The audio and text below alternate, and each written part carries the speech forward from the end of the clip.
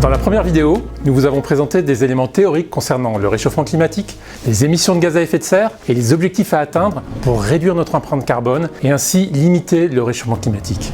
Aujourd'hui, place à la pratique. Nous pouvons agir dans notre vie quotidienne pour réduire l'utilisation des ressources naturelles et ainsi limiter notre empreinte carbone. Pour vous donner un chiffre, une action de chacun sur son comportement permet de baisser potentiellement ses émissions de 25%. Alors au travail, quotidiennement, que pouvons-nous faire ? Chaque jour, nous recevons tous beaucoup de mails. En sachant qu'un mail de 1 mégaoctet représente 20 grammes de CO2, pensons à vider notre corbeille.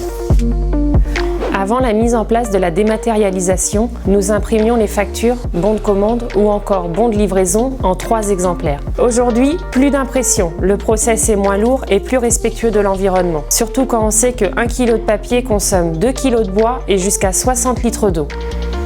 Nous recyclons les téléphones et les ordinateurs en les donnant à une ressourcerie. C'est un lieu où sont collectés tous les objets et matériaux dont leurs propriétaires n'ont plus besoin. Après avoir été triés, les objets y sont réparés et revendus ou recyclés pour leur offrir une seconde vie.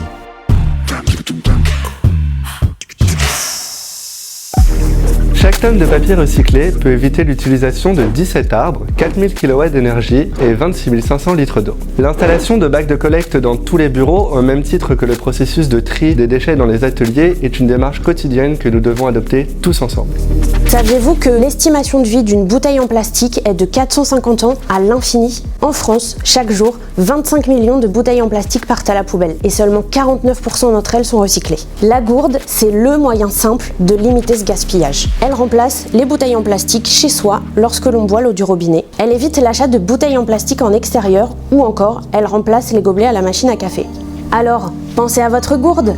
Votre batterie d'ordinateur ou de téléphone est pleine, pensez à la planète et débranchez. C'est une habitude simple à prendre en compte pour nous tous.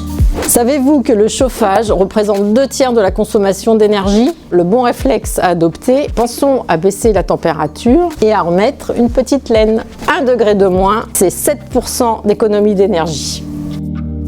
Et vous, partagez-nous vos astuces du quotidien qui participent à notre engagement.